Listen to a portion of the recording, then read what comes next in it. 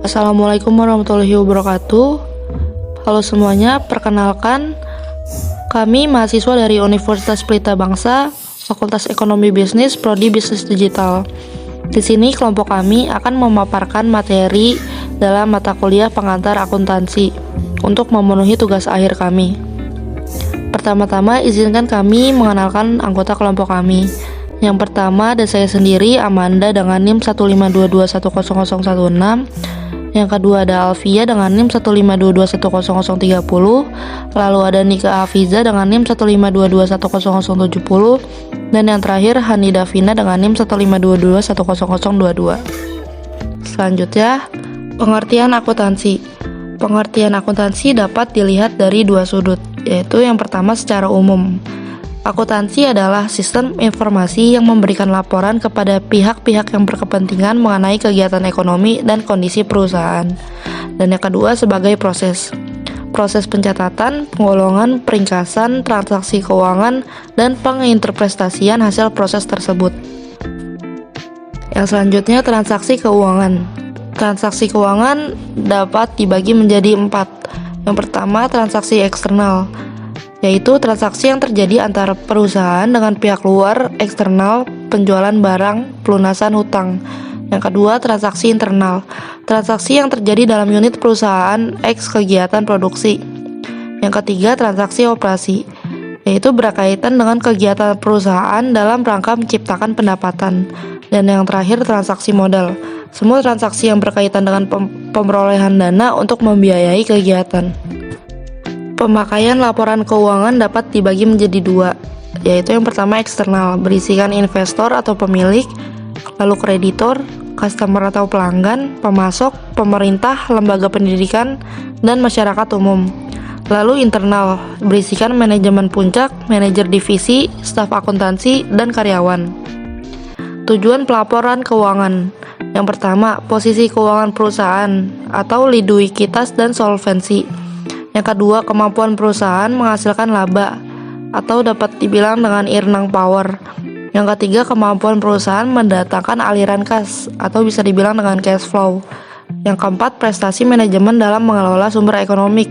Dan yang terakhir, pertanggungjawaban manajemen, yaitu interpretasi, penjelasan dan rencana manajemen lebih lanjut.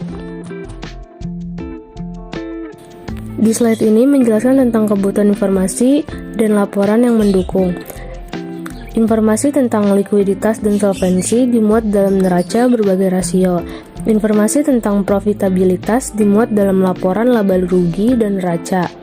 Informasi tentang kemakmuran pemegang saham dimuat dalam laporan perubahan ekuitas atau modal. Informasi tentang kemampuan mendatangkan kas dimuat dalam laporan aliran kas. Informasi tentang kinerja manajemen dimuat dalam laporan laba rugi dan neraca. Informasi tentang rincian pas dimuat dalam penjelasan atau catatan atas laporan keuangan. Informasi tentang rencana, perakiraan bisnis, dan efisiensi dimuat dalam penjelasan dan informasi lain yang relevan. Lalu di slide selanjutnya ada jenis kegiatan penyedia jasa, ada komunikasi, ada hiburan atau rekreasi, ada tempat tinggal, ada keahlian perorangan, ada pertanggungan, ada reparasi atau pemeliharaan, ada hidangan, dan ada transportasi. Lalu ada juga persewaan, ada jasa profesional, ada jasa khusus, ada pelatihan atau keterampilan, dan ada keuangan dan pendanaan. Lalu di slide selanjutnya ada kegiatan perdagangan yang terdiri dari pembelian, ada pemasaran, ada penganeka-ragaman, lalu ada pendanaan bagi konsumer, lalu ada penyimpanan, lalu ada penyortiran, lalu ada penseleksian kualitas, lalu ada pengangkutan, dan terakhir adalah penyediaan informasi pasar. Lalu di slide ini menjelaskan tentang bidang manufaktur tuh ada apa aja sih? Yaitu ada ekstraksi, ada penggilangan, lalu ada perakitan, lalu ada kerajinan, lalu ada perkebunan, lalu ada peternakan, dan yang terakhir adalah farmasi. Siklus akuntansi. Siklus akuntansi ini terdiri dari adanya yang pertama itu bukti transaksi, kemudian dibuatnya jurnal, buku besar, neraca saldo, jurnal penyesuaian, laporan keuangan, dan terakhir dibuatnya jurnal penutup.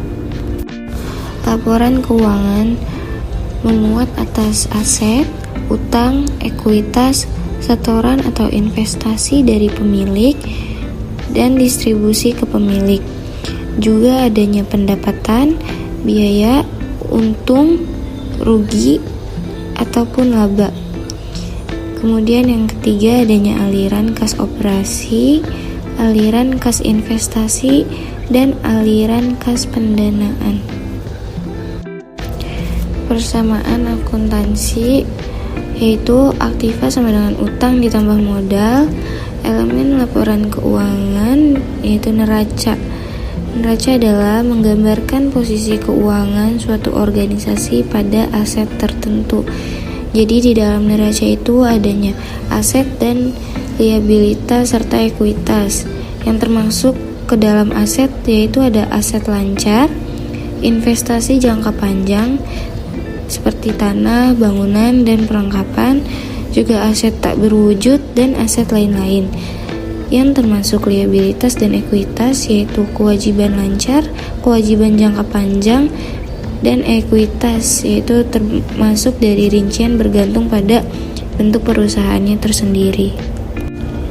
Laporan laba rugi yaitu menggambarkan hasil-hasil usaha yang dicapai dalam suatu periode waktu tertentu. Ini adalah contoh gambaran dari laporan laba rugi yang di dalamnya termasuk pendapatan jasa dan beban-beban usaha.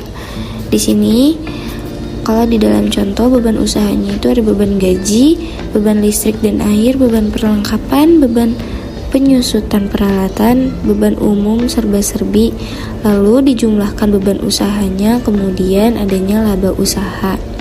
Dilanjut lagi adanya pendapatan dan beban di luar usaha, yaitu ada pendapatan bunga dan pendapatan sewa, kemudian dijumlah serta dikurangi dengan harga beban bunga, lalu dijumlahkan jadilah laba atau rugi bersih. Jurnal umum.